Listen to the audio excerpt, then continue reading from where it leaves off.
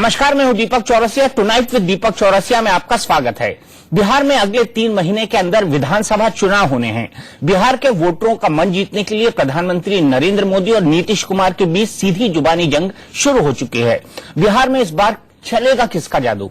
बिहार चुनाव पर सबसे ताजा सर्वे और जनता की राय पर बड़ी बहस दिखाएंगे, लेकिन पहले इस वक्त की मुजफ्फरपुर, गया और फिर सहरसा। 25 दिन से ही कम वक्त में प्रधानमंत्री नरेंद्र मोदी ने 3 परिवर्तन रैलियां कर ली हैं। उनका निशाना सीधे सीधे बिहार के मुख्यमंत्री नीतीश कुमार है। मोदी की हर रैली के जवाब में नीतीश कुमार एक ही आरोप लगा रहे हैं कि मोदी ने बिहार के स्वाभिमान को ललकारा है। ये बात उन्होंने मोदी के डीएनए वाले बयान के जवाब में कही और बिहार को 1.25 लाख करोड़ के पैकेज के ऐलान पर भी। मोदी बनाम नीतीश की इस सीधी जंग में बिहार के वोटर क्या सोच रहे हैं, यही पता लगाने के लिए इंडिया न्यूज ने बिहार में चुनावी माहौल पर सबसे ताजा सर्वे किया। आपको सर्वे के नतीजे दिखाएंगे और उस पर बड़े पैनल के साथ बड़ी बहस भी होगी। लेकिन पहले देखिए बिहार के रण में उतरे मोदी और नीतीश की जुबानी जंग।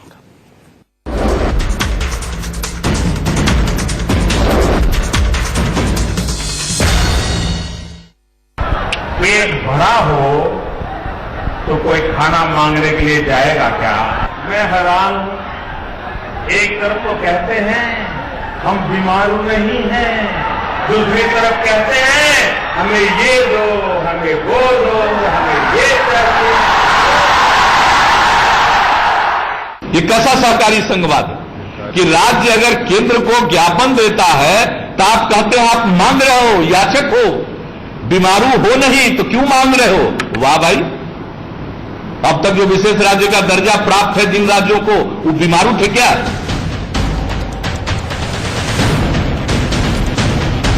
आप पीड़ा झेलते रहें, लेकिन उनका अहंकार 7वें आसमान पर था। उन्होंने 5 करोड़ रुपयों का चेक गुजरात की जनता को वापस भेज दिया। भारतीय जनता पार्टी के सर्वोच्च नेता और देश के प्रधानमंत्री आदरणीय नरेंद्र मोदी जी ने कहा था कि जो दिल्ली का मूड है वो देश का मूड है, जो देश का मूड है दिल्ली का मूड है। तो दिल्ली के लोगों ने तो अपना मूड प्रकट कर दिया था। इसके बाद ये बड़ा जोर से ट्राई कर रहे हैं बिहार में।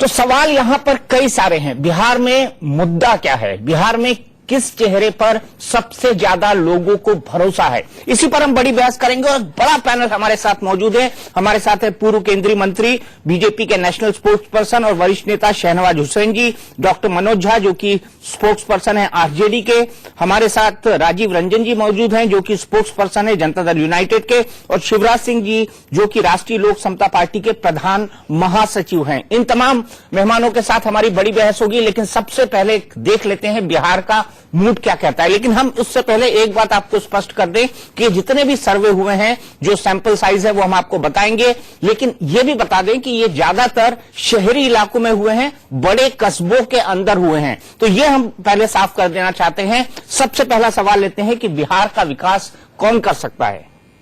बिहार का विकास कौन कर सकता है, ये सबसे पहला सवाल है। देखिए यहां पर नरेंद्र मोदी आगे निकलते जा रहे हैं। 50% लोगों को लगता है कि नरेंद्र मोदी बिहार का विकास कर सकते हैं। 42% लोगों को लगता है कि नीतीश कुमार विकास कर सकते हैं। वहीं 8% लोगों को लगता है कि वो इस बारे में कुछ कह नहीं सकते।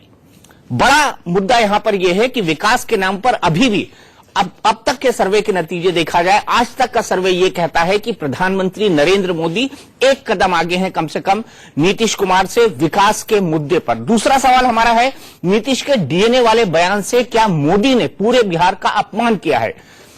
नीतीश कुमार इसको बहुत बड़ा मुद्दा बना रहे हैं। वो डीएनए के सैंपल्स भेज रहे हैं, ऐसे कई सारे सैंपल्स भेजे जाएंगे, और साथ ही साथ वो ये कह रहे हैं कि इस बयान को वापस लिया जाए क्योंकि इससे स्वाभिमान को चोट पहुंची है।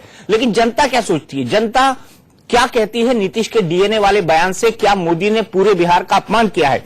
45% लोग कहते हैं हां, 53% लोग कहते हैं नहीं, और 2% लोग कह रहे हैं हम कुछ कह नहीं सकते। यानी मेजॉरिटी ये कहती है कि प्रधानमंत्री नरेंद्र मोदी ने बिहार का अपमान नहीं किया है। ऐसे में नीतीश कुमार का जो बयान वापसी अभियान है, जो शब्द वापसी अभियान है, क्या वो सफल होगा? सीधे चलते हैं राजीव रंजन जी के पास। राजीव रंजन जी, बिहार का मूड मानता है कि भाई ये ठीक हो सकता है कि उन्होंने नीतीश कुमार का नाम लेकर उन पर बहुत व्यक्तिगत आक्रमण किए, लेकिन डीएनए वाला मुद्दा बनता हुआ दिखाई नहीं दे रहा।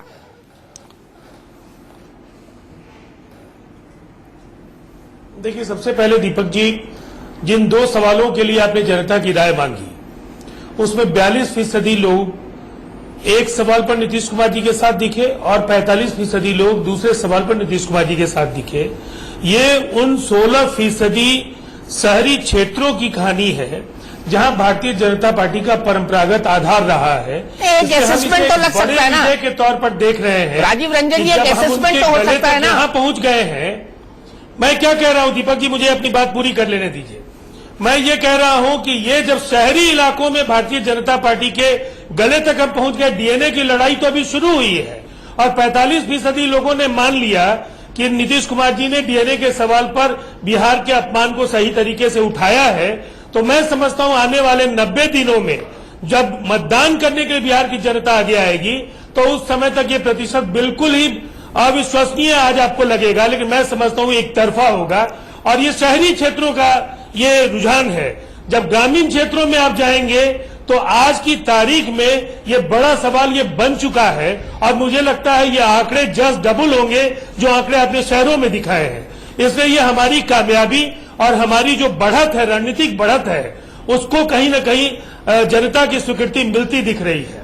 शहनाज जी, बड़ा सवाल यहां पर, लेकिन मैं एक बात साफ कर दूं राजीव रंजन जी यहां पर कि बिहार में टोटल डिस्कनेक्ट नहीं है। शहरों में रहने वाले लोग भी गांवों से पूरी तरह से जुड़े हुए हैं। ये बिहार की महत्ता आपको समझनी पड़ेगी। मैं शहनाज जी के पास चलता हूं। शहनाज जी, बड़ा सवाल यहां पर यह है, आप भी बिहारी हैं, मुझे यह बताइए कि क्या आपको यह बयान सुनकर ऐसा लगा कि अपमान हुआ है बिहार? नीतीश कुमार ही अकेले बिहारी नहीं है, उनके पर कोई टिप्पणी कर दीजिए, कहिए मैं बिहार हूं, मेरे पर टिप्पणी कर दी, बिहार का अपमान हो गया। तो हम लोग बांग्लादेश से आए हुए हैं, हम लोग भी बिहारी हैं। हम जानते हैं कि उन्होंने बिहार का अपमान तब किया जब लालू जी के साथ जाकर मिल लिए, जिनके खिलाफ वोट मांगा उनके साथ जाकर मिल लिए, तब बिहार का अपमान नहीं किया। इसलिए नीतीश कुमार जी ने अपने आप को बिहार बता दिया है कि मैं बिहार हूं।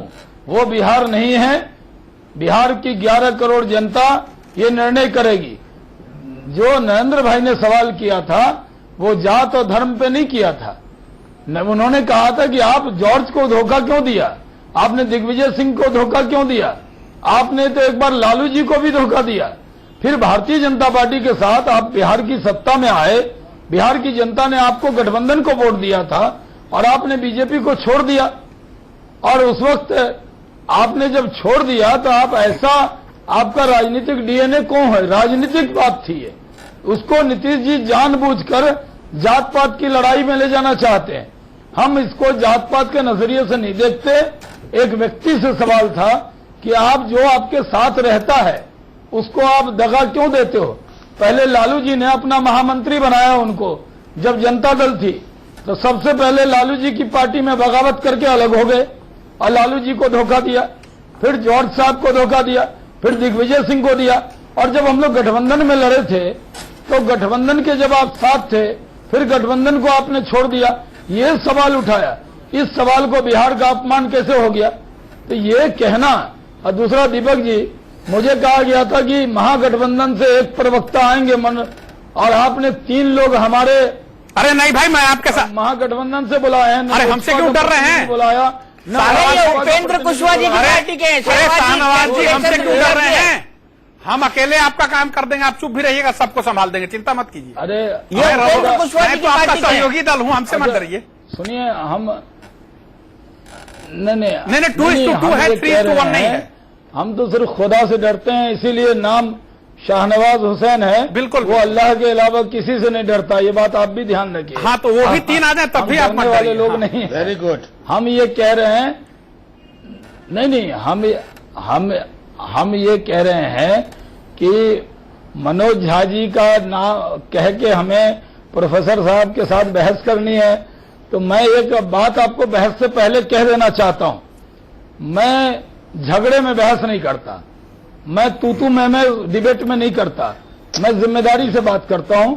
तो मेरी दीपक जी आपसे अनुरोध है कि हर व्यक्ति जिम्मेदारी से बात करे, तो मैं आपके डिबेट में उपलब्ध हूं, नहीं तो उपलब्ध नहीं हूं मैं। बिल्कुल बिल्कुल बिल्कुल शहनवाज जी, बड़ी जिम्मेदारी से बात करते हो। हमारा पैनल ऐसा है जो बहुत जिम्मेदारी से बात करता है, चाहे प्रोफेसर साहब हो, चाहे शिवराज भाई हो, चाहे राजीव रंजन जी हो। लेकिन प्रोफेसर साहब, यहाँ पर डॉक्टर मनोज झा, जो बड़ा सवाल बनता है कि नीतीश विकास के नाम पर जाने जाते थे, लेकिन लालू के साथ आते ही उनकी रेटिंग मोदी जी के कंपैरिजन में डाउन हो जाती है। तो आपको नहीं लगता कि ये संगी साथी नुकसान पहुंचा रहे हैं उनको? दीपक भाई, एक बात तो ये विकास का जो निर्गुण आवरण है, इसको थोड़ा साफ करने की आवश्यकता है। नीतीश जी जो कुछ कर पाए बिहार में, वो तब तक संभव नहीं होता अगर 90 से लेकर 2005 की जो राजनीतिक मंथन नहीं हुई होती। एक टेक्टोनिक शिफ्ट हुआ था बिहार में, और हमें अच्छा लगे या ना लगे, बिहार में डेमोक्रेसी की डिपेंडिंग हुई थी, और उसके बाद नीतीश जी कुछ कर पाए। यही दूसरी बात, मैं आपकी एक ईमानदारी की कदर करता हूं। आपने अनलाइक आपके पीयर्स, आपने ये बता दिया कि आपका सैंपल कहां से आया था, कि शहरी क्षेत्र, और मैं मानता हूं कि शहरी क्षेत्र में हमें और काम करने की जरूरत है। हमारे कई लोग ये मानते हैं, हमारे राज्य के बारे में जंगल राज कहते हैं। हम उनसे अपील करना चाहते हैं कि अगर कई और राज्यों में इससे बड़ी घटनाएं हुई और 3 बार हम चुन के आए, तो जंगल राज कह करके बिहार के मैंडेट का अपमान मत करिए। अच्छा, मतलब आप मेरी एक बात है यहाँ पे, I can't understand. Professor Jha से मेरी एक बात मैं कहना चाहता हूं अपने मित्र से, कि ये जंगल राज का जो जुमला है, ये हमारा दिया हुआ नहीं है। ये ऑनरेबल हाईकोर्ट पटना ने कहा था, और आपके सहयोगी दल के वर्तमान मुख्यमंत्री के कैंडिडेट नीतीश जी ने कहा था। झा साहब, ये हमने कुछ नहीं कहा था। 1 दशक तक चिल्ला चिल्ला कर कहा उन्होंने जंगल राज है बिहार में। तो आप ये राजीव जी से सवाल कीजिए या नीतीश जी से कीजिए, हम पर ये नहीं कह सकते। दीपक भाई 30 सेकंड का वक्त दीजिए। जी बिल्कुल। जंगल राज की टिप्पणी 81 पेज के एक किसी जजमेंट में 13वें पन्ने पे 3रे हिस्से में थी, बिल्कुल, और उच्च न्यायालय की थी। सर्वोच्च न्यायालय ने 2004 में जस्टिस पसायत और जस्टिस राजू की बेंच ने कहा कि जब गुजरात में निर्दोषों का कत्लेआम हो रहा था, तो आधुनिक नीरो दूसरी ओर देख रहे थे। हम कौन सी बहस कर रहे हैं? नहीं, मैं तो ये कह रहा हूं, उस बहस पे भी जा सकते हैं। अगर उच्च न्यायालय की टिप्पणी को ध्यान में ले रहे हो जी, तो सर्वोच्च न्यायालय की टिप्पणी को भी ध्यान में गुजरात के पे जब बात करना हो तो उस पर भी बात कर लेंगे। लेकिन आपने जो कहा कि जंगल राज का संज्ञा दे करके अब बिहारियों का अपमान, तो वो नीतीश जी ने किया। कीजिए, मैं इस बहस का हिस्सा नहीं बनना चाहता। क्यों डॉक्टर साहब? नहीं दीपक भाई, मेरा सिर्फ मैंने अपनी बात रखी। आप ये देखिए, अगर आप जंगल राज कहते हैं तो आपको तैयार होना चाहिए ना कि सर्वोच्च न्यायालय की क्या टिप्पणी है। उच्च न्यायालय की टिप्पणी थी, क्या हम नहीं जानते हैं कि रणवीर सेना को किसने बनाया? कल ही कोबरा पोस्ट में आया, इंडियन एक्सप्रेस में छपा। कौन कौन से लोग थे जिन्होंने रणवीर सेना को बनाया? नहीं, वो कत्लेआम की टिप्पणी थी, क्या हम नहीं जानते हैं कि रणवीर सेना को किसने बनाया? कल ही कोबरा पोस्ट में आया, इंडियन एक्सप्रेस में छपा। कौन कौन से लोग थे जिन्होंने रणवीर सेना को बनाया? नहीं, वो कत्लेआम किया दलितों का। वो सभी बातें हो सकती है, लेकिन आपके सवाल का जवाब मैं ये दे रहा हूं कि ये जो जंगल राज की बात थी, ये माननीय नीतीश कुमार जी ने कहा था। सुप्रीम कोर्ट के पे भी बात कर लेंगे। उन्होंने कभी नहीं कहा। नहीं, क्या उन्होंने इसको रिफ्यूट किया है ऑन एयर। रसिया जी, अब दीपक जी इस पे बताएंगे। अच्छा, नीतीश कुमार जी का कोई बाइट निकाला जाए। गिरजेश जी, मैं अपने प्रोड्यूसर को बोलता हूं कि नीतीश कुमार जी का कोई बाइट निकाला जाए जिसमें उन्होंने बिहार को रिफर किया जंगल राज के तौर पर। वक्त कम है, लेकिन फिर भी हम कोशिश करते हैं डॉक्टर मनोज झा और राजीव रंजन जी को सुनवाने। रामविलास पासवान जी का भी निकाल लीजिएगा। हाँ, रामविलास पासवान जी का दीपक जी, मैं एक सलाह दे रहा हूं जी। रामविलास पासवान जी की भी एक बाइट निकाल लीजिए। गोधरा के बाद जो घटनाएं हुई थी उसको लेकर के रामविलास जी की प्रतिक्रिया भी एक बार दिखला दीजिए। चलिए वो भी दिखाऊंगा आपको, लेकिन अगले सवालों की तरफ चलता हूं। अगले सवाल क्या है? आपको किसके वादों पर ज्यादा भरोसा है? यह सवाल लोगों से पूछा गया कि आपको किसके वादों पर ज्यादा भरोसा है। इसका जवाब क्या देती है बिहार की जनता? यहां पर जो जवाब मिल रहे हैं हमको वो ये है कि मोदी पर 50% लोग भरोसा करते हैं, नीतीश कुमार पर 42% लोग और 8% लोग कहते हैं कि हम कुछ नहीं कह सकते। आगे चलिए, बिहार के विधानसभा चुनाव में कौन सा सबसे बड़ा मुद्दा है? सबसे बड़ा मुद्दा क्या है? यहां पर भी लोगों ने छप्पर फाड़ कर वोट दिए हैं और छप्पर फाड़ कर यह कहा है कि विकास। 63% लोग मानते हैं कि विकास बड़ा मुद्दा है, 22% लोग मानते हैं कि कानून व्यवस्था बड़ा मुद्दा है और 15% लोग भ्रष्टाचार को बड़ा मुद्दा मानते हैं। तो अभी भी पिछला चुनाव अगर बिहार का देखा जाए वो भी विकास के मुद्दे पर, सुशासन के मुद्दे पर लड़ा गया था। परिस्थितियां बदल गई हैं। अब जिस पर आक्रमण करती थी जनता दल यूनाइटेड और बीजेपी, जंगल राज कहकर, जंगल राज वापस आ जाएगा, लालू जी वापस आ जाएंगे, उसी मुद्दे पर चुनाव नीतीश कुमार ने बीजेपी के साथ मिलकर लड़ा था। लेकिन इस बार परिस्थितियां उल्टी हो गई हैं, उलट गई हैं। क्या सोचती है इन चीजों के बारे में जनता? हमने आपको वो राय दिखाई, लेकिन फिर भी यहां पर शहनवाज जी मैं आपको जोड़ना चाहूंगा। यहां पर जो है दोनों बातों पर मोदी पर ज्यादा भरोसा है और विकास पर ज्यादा भरोसा है। मोदी और विकास अलग अलग कहां है दीपक जी? नरेंद्र मोदी विकास के ही तो प्रतीक माने जाते हैं। जो गुजरात स्टेट में जिस तरह से गुजरात ने तरक्की की है तो देश की जनता ने उन पर मोहर लगाई है। और आप जानते हैं कि भारतीय जनता पार्टी को इतनी सीट की अपेक्षा नहीं थी, उतनी सीट दी। और लोगों को लगता था कि देश में एक ऐसा व्यक्ति चाहिए जो देश को जात पात और धर्म से ऊपर उठकर विकास के रास्ते पर ले जाए। तो मोदी जी विकास को ही एजेंडा और मुद्दा बना के चलते हैं और हम भी बिहार में विकास के मुद्दे पर जा रहे हैं। हमसे कहा गया था कि आप विकास के लिए क्या कर रहे हैं? तो दो बातें आज हुई हैं। पहली तो 1,25,000 करोड़ का वो पैकेज दिया, 40,000 करोड़ का पहले से था। दूसरा, जो विशेष राज्य की दर्जे की बात जदयू और के लोग करते थे और नीतीश जी भाषण में कहते थे हम लोग के साथ रहते हुए जो विशेष राज्य विशेष पैकेज देगा हम उसके साथ चले जाएंगे। तो विशेष राज्य में उद्योग लगाने के लिए छूट मिलती है। आपको पता है कि हमारी सरकार ने वो छूट भी बिहार को दे दी है। जो उद्योग बिहार में लगाएंगे उनको छूट मिलेगी। तो बिहार ने जो मांगा सब दे दिया विकास के लिए। तो अब नरेंद्र भाई ने तो वो बिहार के लिए कर दिया। अब बिहार की जनता को निर्णय करना है। कुछ दिनों बाद आचार संहिता लगेगी, हम जनता के बीच में जाएंगे, ये अपनी बात करेंगे, हम अपनी बात करेंगे। हम चाहते हैं कि अपने अपने मुद्दे पर चुनाव लड़ें।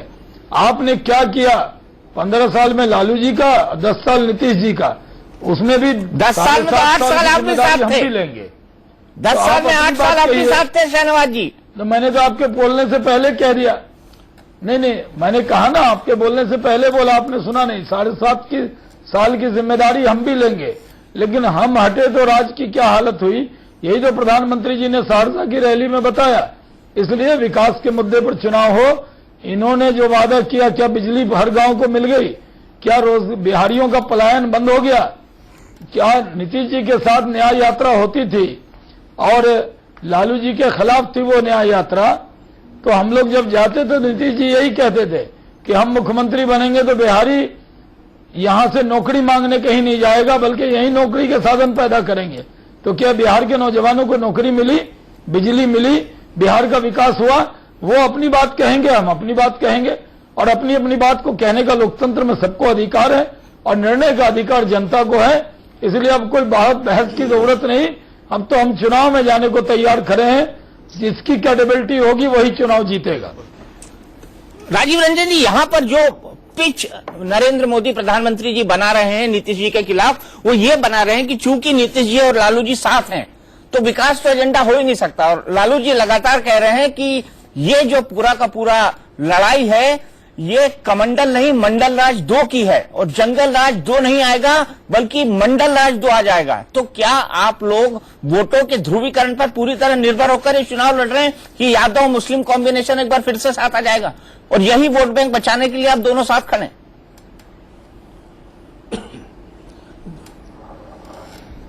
दीपक जी, मैं सबसे पहले आग्रह करूंगा कि मुझे भी धैर्यपूर्वक सुनने के लिए मैं चाहूंगा कि पैनल सुने मेरी बात भी, इससे कि पहले ही कुछ प्री कंडीशंस आपके पैनल में एक राष्ट्रीय पार्टी के ये प्रवक्ता महोदय ने बहुत सारी बातें कह दी और मुझे लगा कि आप एक गहरे मानसिक दबाव में हैं कि पैनल पे किसको बुलाना चाहिए, ये निर्णय कहीं और से होगा। फिर भी बिहार में जो जमीनी परिस्थितियां हैं, ये बार बार भारतीय जनता पार्टी के नेता ये कहते हैं कि जब तक वो साथ थे तब तक बिहार का विकास हुआ और जब वो अलग हो गए तो बिहार में सब कुछ बिगड़ गया है। बिहार की कानून व्यवस्था देश के कई राज्यों से बेहतर है जहां भारतीय जनता पार्टी की सरकारें हैं, पहली बात। दूसरी बात, हमने सड़कें बनाई, हमने कानून व्यवस्था की स्थिति को बरकरार रखा और बिजली की उपलब्धता को लेकर के जो 60 वर्षों की जो किल्लत थी, जो अभाव बिहार की जनता ने झेला, जो देश में सबसे कम कंजम्पशन का जो पर कैपिटा जो औसत था बिहार का, आज नीतीश कुमार जी के अथक परिश्रम ने बिहार को बदला है। आज गांव-गांव में बिजली पहुंच रही है और ये एक व्यक्ति के प्रबंधन और नेतृत्व ने बिहार को एक दिशा दी।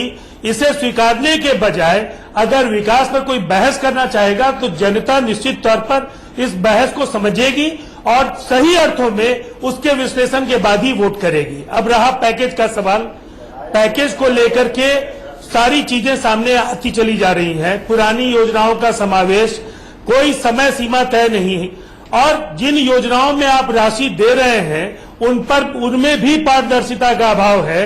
लेखानुदान नवंबर के पहले नहीं आएगा और आचार संहिता के कारण इन योजनाओं की शुरुआत निकट समय में नहीं हो पाएगी।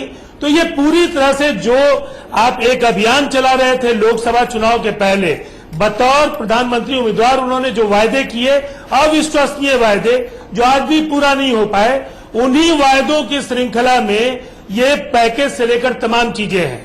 और विशेष राज्य का दर्जा बिहार की अस्मिता और बिहार का स्वाभिमान है। विशेष राज्य के दर्जा के सवाल पर भारतीय जनता पार्टी भी 2006 के सभी दलों के प्रयास में शामिल थी और विधानमंडल के प्रस्ताव 2006 और 2010 विधानसभा और विधान परिषद ने जो लिया उसमें भारतीय जनता पार्टी भी साथ थी। आज आप 21 राज्यों की बात करते हैं, बिहार में 21 जिलों की बात करते हैं, बिहार में 38 जिले हैं और 15% आप कर रियायत की बात करते हैं, हम टैक्स हॉलीडेज की बात करते हैं, हम अगर बात करते हैं विशेष राज्य का दर्जा, बिल्कुल, तो वो अनयूटिलाइज फंड के कैरी ओवर होने की बात करते हैं, हम केंद्रीय अनुदान और राज्य के जो अंशदान का प्रतिशत है उसकी बात करते हैं। बिहार की जनता समझती है सब कुछ। विशेष राज्य का दर्जा तो आपने चुनावी वायदे के तौर पर कहा था कि हम आएंगे सत्ता में और देंगे। आज आपके मंत्री लोकसभा में जब उन्होंने कहा कि ऐसा कोई प्रस्ताव विचाराधीन नहीं है तो आप एक नए खेल में लगे हैं। और देखिए, बिहार की जनता को गाली देकर डीएनए के जरिए आपने नीतीश कुमार जी की बात की, क्या आपको अधिकार है आप राजीव रंजन को गाली दें? नीतीश कुमार जी की बात छोड़ दीजिए, प्रधानमंत्री जी राजीव रंजन के डीएनए की बात कर सकते हैं? प्रधानमंत्री के गरिमामयी पद पर बैठकर कोई व्यक्ति राज्य के निर्वाचित मुखिया के डीएनए पर सवाल उठाता है, मुझे लगता है ये अपमानजनक है। ठीक है, ये राज्य का अपमान हुआ है और राज्य अपने अपमान का निश्चित तौर पर जो राजनीतिक तौर पर जो जवाब है वो देगा। मैं कुछ जैसे आपने पूरी बात कही, मैंने पूरी बात को सुना और मेरे तरफ से कोई प्रीकंडीशन नहीं है, कोई आए कोई जाए पैनल में, हम आपके साथ 20 बार बहस में बैठे हैं। हम दो बातें यहां पे कहना चाहते हैं। जहां तक डीएनए के सवाल पर माननीय नरेंद्र मोदी जी ने कहा, ये उनकी भावना नहीं है, ये बिहार के करोड़ों लोगों की भावना है। वो डीएनए पॉलिटिकल डीएनए की बात कर रहे थे और उनका इशारा उस तरफ था कि आज अगर मंडल राज 2 की बात करते हैं माननीय लालू यादव जी, तो मंडल राज तो था ही, तो नीतीश जी वहां से बिना बुलाए बॉम्बे के अधिवेशन में जाके मतलब बिना बुलाए वहां गए और बोले एनडीए का हिस्सा होना चाहते हैं।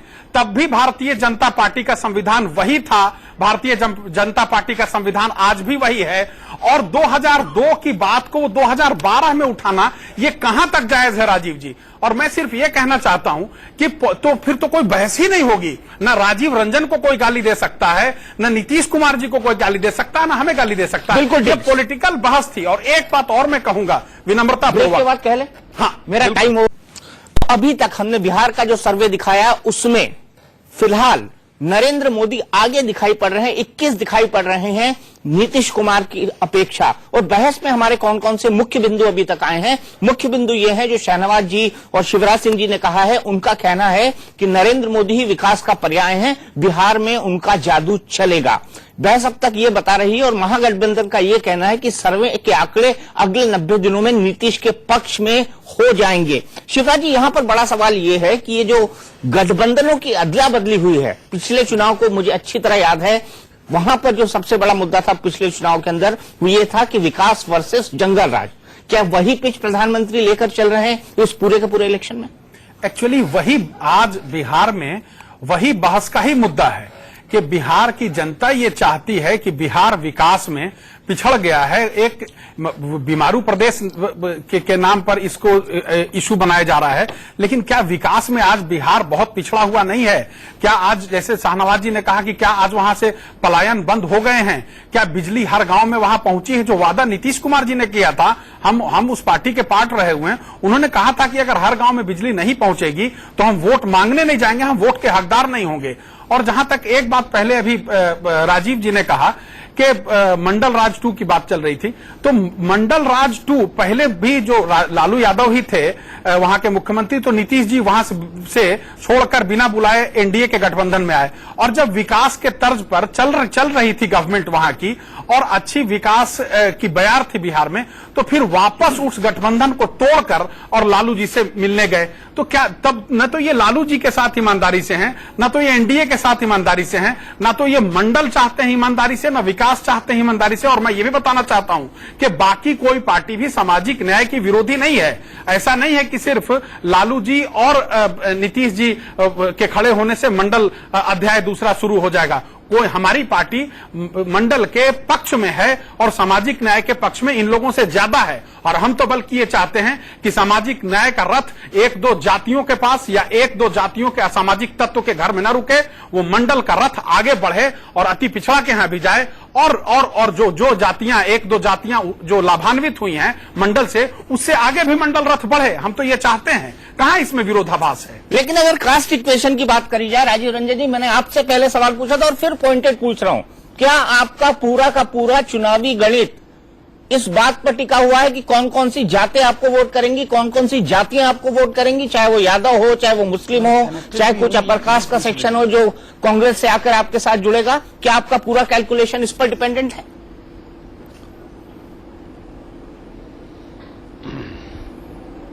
बिल्कुल नहीं। नीतीश कुमार जी विकास की बात करते हैं, बिहारियत की बात करते हैं, और बिहारी होने पर गर्व होने का, अगर बिहारियों को आज अगर बिहारी होने पर अभिमान है, तो निश्चित तौर पर जो एक वातावरण बना जाति और धर्म से परे विकास की राजनीति और केंद्रीय एजेंडा विकास बना, ये नीतीश कुमार जी को इसका श्रेय जाता है। जहां तक मंडलवादी राजनीति का सवाल है, निश्चित तौर पर समाज के उपेक्षित समूहों के लिए जो प्रतिबद्धता है नीतीश कुमार जी की, लालू प्रसाद जी की या कांग्रेस की, उसमें कहीं कोई दो राय नहीं है। लेकिन अगर आप पाखंड देखेंगे तो उन वर्गों में हिस्सेदारी बढ़ाने के लिए आप जात पात के खिलाफ बात करते हैं, लेकिन प्रधानमंत्री जी की जाति अमित शाह जी आधिकारिक तौर पर बताते हैं कि वो ओबीसी हैं।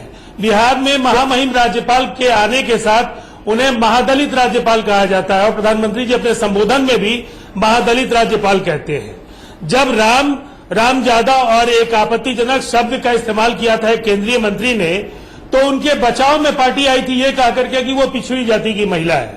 और अब जाति के सवाल पर नीतीश कुमार जी के ट्रैक रिकॉर्ड को तो कम से कम पहचानिए और देखिए 10 वर्षों में समाज के कमजोर तबकों के लिए जो भी प्रतिबद्धता रही हो, लेकिन बिहार में जो न्याय के साथ विकास की धारा बही है वो बिहार की जनता जानती है। सीमित संसाधनों का जो प्रबंधन नीतीश कुमार जी के नेतृत्व में हुआ, आज भारतीय जनता पार्टी उसमें शामिल थी, इस उनके प्रयासों को भी प्रधानमंत्री ने खारिज कर दिया।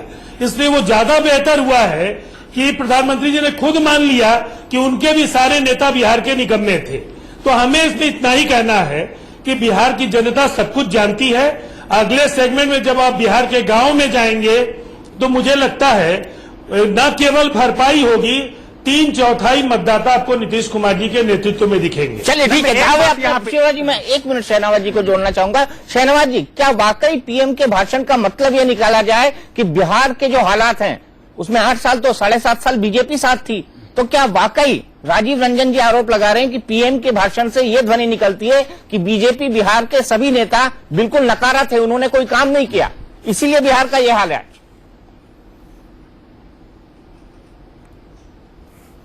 देखिए, हमने नीतीश कुमार को निकम्मा नहीं कहा, क्योंकि हम ये शब्द का उपयोग नहीं कर सकते। ये आपके जो जदयू के प्रवक्ता बैठे हैं, ये निकम्मा बता रहे हैं सबको, ये शब्द खुद कर रहे हैं। नरेंद्र भाई क्या सोचते हैं वो नरेंद्र भाई बताएंगे, और ऐसे शब्दों का उपयोग करना नहीं चाहिए। नहीं तो मैंने कहा ना कि शब्दों का चयन करते वक्त ध्यान रखना चाहिए कि क्या कह रहे हैं।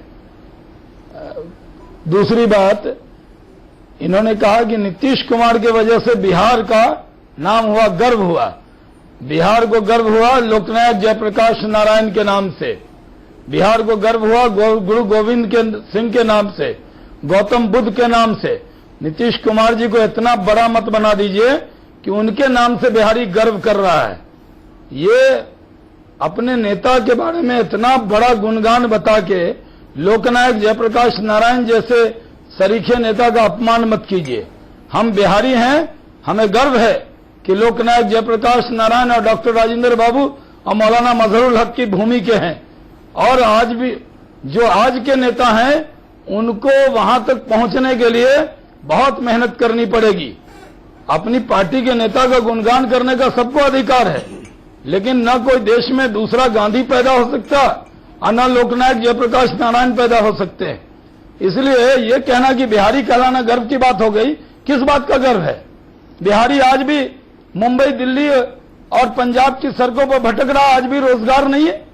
आज भी बिहार के लोग, बिहार की गाड़ियां भरी हुई बिहार से जा रही है। मैं उस वक्त राजीव जी पता नहीं साथ में थे कि नहीं थे, मुझे नहीं मालूम है, लेकिन नीतीश कुमार जी जब न्याय यात्रा लेकर चले थे, मनोज झा जी को याद होगा, कोई ऐसी सभा नहीं थी जिस सभा में उनके बोलने से पहले मैंने तकरीर न की हो। उस वक्त जो नीतीश कुमार जी का भाषण होता था वो ये होता था कि एक बार सत्ता में मौका दीजिए, बिहार का नौजवान बाहर नौकरी मांगने नहीं जाएगा, बल्कि दिल्ली और पंजाब के लोग बिहार में नौकरी के लिए आएंगे। क्या वो कथन पूरा हुआ जिस पर बिहार के लोग गर्व करें? इसलिए मैं कहना चाहता हूं, ये चुनाव हमारी कथनी पर भी होगा। अगर हमने गलत बोला तो जनता हमको कटघरे में खड़ा करेगी। अगर नीतीश कुमार जी ने बिहार की जनता को जो ख्वाब दिखाया कि वो ख्वाब पूरे हुए, आज हमारे ख्वाब अधूरे हैं।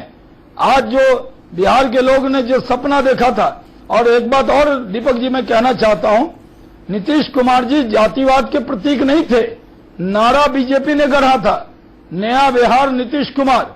लेकिन नीतीश कुमार जब मुख्यमंत्री बने तो अगरा, पिछड़ा, दलित, महादलित, यहां तक के जो मुसलमान भाई हैं, जो कलमा पढ़ने वाले, जिसको लालू जी ने भी नहीं बांटा, जहां था एक ही सफ में खड़े हो गए महमूद और अयाज, न कोई बंदा रहा न बंदा नवाज, उसको भी जात पात के नाम पर टुकड़े टुकड़ों में बांटने का इल्जाम मैं नीतीश कुमार जी पर लगाता हूं। और जितने भी अकलियत के नेता थे, चाहे वो मुनाजिर हसन हो, इखलाक अहमद हो या साबिर अली हो, बिल्कुल, जितने चाहे जमशेद अशरफ हो, परवीन अमानुल्लाह हो, सारे मुस्लिम मंत्री जो उनके साथ थे, सबको मजबूर होना पड़ा जदयू को छोड़ने के लिए। और आज भी इनके साथ जो 2 मंत्री हैं, एक लालू जी के यहां से इकबाल अंसारी आए हैं और एक पासवान जी के यहां से वो ठाकुरगंज के विधायक आए हैं जो आज मंत्री हैं। तो ये जवाब देना पड़ेगा कि आपने तो अकलियत का वोट लिया और अकलियत को भी नहीं छोड़ा। चलिए ठीक है, कहना चाहता हूं कि ये चुनाव आपका बिहार के मुद्दे पर होगा, विकास के मुद्दे पर होगा, न कि ये चुनाव आपके बातों पर होगा कि नीतीश कुमार की वजह से हम गर्व करें। हम बिहार में पैदा हुए क्योंकि नीतीश कुमार बिहार के हैं और हमें इस बात पर गर्व होना चाहिए। चलिए ठीक है शहनाज जी, बस मैं एक छोटी प्रतिक्रिया एक लाइन में शिवराज जी, मुझे दोनों सवाल देना है। हाँ, राजीव जी ने कहा कि अमित शाह जी ने कहा कि भारतीय जनता पार्टी ने, सेकंड दीजिएगा। नहीं, हाँ, मैं राजीव जी, हाँ, तो क्या अगर अमित शाह जी ने कहा या हम कहते हैं, हम तो भारतीय जनता पार्टी के ऐलान करने से पहले मैंने कहा और हमारी पार्टी ने रखा बिना अलायंस हुए कि नरेंद्र मोदी जी को प्रधानमंत्री का कैंडिडेट बनाओ एनडीए का, तो क्या अगर हमने एक ओबीसी प्रधानमंत्री दिया तो क्या ये गुनाह है? हम तो और फिर कहना चाहते हैं कि हमने ओबीसी प्रधानमंत्री दिया और इससे आपको क्यों परेशानी है? क्या ओबीसी सिर्फ मुख्यमंत्री बने नीतीश कुमार यहीं तक मंडल राज चले? क्या मंडल इस बात का प्रतीक नहीं होना चाहिए कि हमारे प्रधानमंत्री भी हों? और जीतन राम मांझी जी को आप बेआबरू करके निकाल दें महादलित के नाम पे, तो ये अच्छा है। और अगर हम गवर्नर, हमारी सरकार गवर्नर बना के किसी महादलित को लाती है और हमें उस पर गर्व है, तो क्या हम गलत कर रहे हैं? क्या पिछड़ों को प्रधानमंत्री के पद पर पहुंचाना या महादलित को गवर्नर के पद पर बैठाना क्या ये समाजवाद के खिलाफ है या मंडल के भावनाओं के खिलाफ है? दीपक जी, मेरी राय भी ले लीजिए। बिल्कुल, मैं आप ब्रेक के बाद आपके पास ही आ रहा हूं राजीव जी, लेकिन अगले 2 सवाल ले लेते हैं जो बहुत महत्वपूर्ण है। पहला सवाल है कि क्या पप्पू यादव और जीतन राम मांझी गठबंधन की मुश्किलें बढ़ाएंगे? हाँ कहते हैं 48% लोग, नहीं कहते हैं 42% लोग, और कह नहीं सकते ये कहते हैं 10% लोग, यानी असर डालेंगे, ये लोगों का मानना है। बिहार में अगर आज चुनाव होते हैं, सबसे क्रूशियल सवाल, तो आप किसकी सरकार बनाना चाहेंगे? एनडीए के लोग बोल रहे हैं 49% बनाना चाहते हैं एनडीए की सरकार। महागठबंधन यानी लालू और नीतीश जी की, नीतीश कुमार की सरकार 45% लोग बनाना चाहते हैं, और कह नहीं सकता, यानी ये बहुत बड़ा फैक्टर है, ये 6% लोग हैं।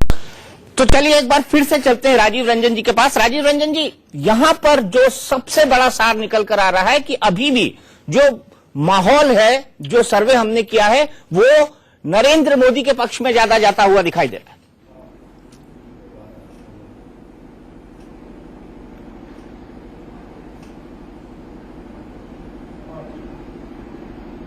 राजीव जी, मेरी आवाज आ रही है? आप लगता है उनसे संपर्क हट गया है। मैं एक बार फिर से उनके पास साथ जुड़ने की कोशिश करूंगा। लेकिन शहनवाज जी, आपको नहीं लगता कि ये तो हमने एक नेशनल मूड की बात कही, लेकिन बिहार में आपने मुख्यमंत्री प्रोजेक्ट नहीं किया है, जबकि साफ साफ नीतीश कुमार महागठबंधन के कैंडिडेट है, उनका चेहरा है, उनका मोहरा है, उनके पास डंडा है, झंडा है, साथ में एजेंडा भी है। सवाल यहां पर यह है कि बीजेपी में तो कई सारे मुख्यमंत्री पद की बात होती है, आपका नाम भी चलता रहता है कि शहनवाज जी माइनॉरिटी के चेहरे हैं, मुख्यमंत्री बन सकते हैं, केंद्रीय मंत्री रहे। तो मुझे यह बताइए कि कौन बनेगा मुख्यमंत्री? देखिए, भारतीय जनता पार्टी में चेहरे की कमी नहीं है। हमारे पास गैलेक्सी ऑफ लीडरशिप है, हमारे पास एनडीए में एक से एक कद्दावर नेता हैं, और पार्टी अभी सामूहिक नेतृत्व में लड़ रही है। नरेंद्र भाई के सरपरस्ती में हम चुनाव लड़ने जा रहे हैं। उनके यहां वो एक ही नेता है, जैसे बसपा में एक नेता बहन जी हैं, उसी तरह जदयू में भी एक ही नेता नीतीश बाबू हैं, तो वो उन्हीं के नेतृत्व में लड़ेंगे। तो कई जगह हम लोग मुख्यमंत्री का ऐलान करते हैं, कई जगह नहीं करते। तो पार्टी अभी हम लोग मिलकर लड़ रहे हैं, और हमारे पास मुख्यमंत्री के चेहरे की कमी नहीं है। चलिए, नहीं आपके पास चुनाव होगा तो एनडीए गठबंधन जीतेगा, इसमें कोई शक मुझे लगता नहीं। राजीव रंजन जी, फाइनल टिप्पणी आपकी कि जो पूरे सर्वे का निचोड़ है वो ये कह रहा है कि अभी एनडीए आगे है।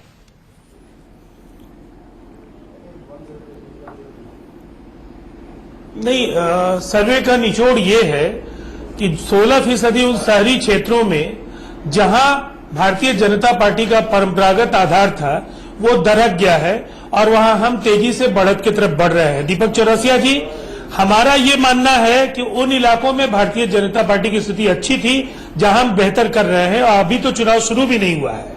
हम चुनाव आते आते देहाती क्षेत्रों में तो आज भी सर्वे कराइएगा, ये आंकड़े बिल्कुल दुगुने मिलेंगे हमारे पक्ष में, और यहां भी हम बेहतर करेंगे। तो बिहार में आप कोई लड़ाई नहीं दिखती, आपके सर्वे ने ऐसा बताया है। पहली बात। दूसरी बात, हमारे यहां गठबंधन के नेतृत्व के सवाल पर भारतीय जनता पार्टी के नेताओं की तरफ से बराबर ये सवाल उठे कि आपका नेता कौन होगा। लगातार ये सवाल उठते रहे। आज अगर हम पूछते हैं कि आपका नेता कौन होगा, तो फिर आप रणनीति का हवाला देते हैं और आप पिछले चुनावों का हवाला देते हैं, तो ये हीट एंड रन नहीं चलेगा। और जहां तक जाति का सवाल है, प्रधानमंत्री जी के जरिए आप ओबीसी सशक्तिकरण कर रहे हैं। नीतीश कुमार जी ने अगर आम गरीब व्यक्ति का सशक्तिकरण किया, अति पिछड़ों का सशक्तिकरण किया, महादलित तबके का किया, तो वो जातीयता बढ़ाने की बात थी। प्रधानमंत्री और राज्यपाल के नियुक्तियों के जरिए अगर जाति और समुदाय की बात अगर की जाए तो उसमें जातीयता नहीं है। ये ठीक है। जबरदस्त राजीव जी, ये दोहरे अफसोस मानदंड है और इन मानदंडों को भी जनता समझती है। अफसोस मेरे पास वक्त इतना है, शार्प ब्रेक लूंगा। टुनाइट विद दीपक चौरसिया में आज इतना ही, लेकिन अपडेटेड सर्वे हम हर 15 दिन में चलाएंगे कि बिहार का ताजा मूड क्या कहता है। फिलहाल ब्रेक।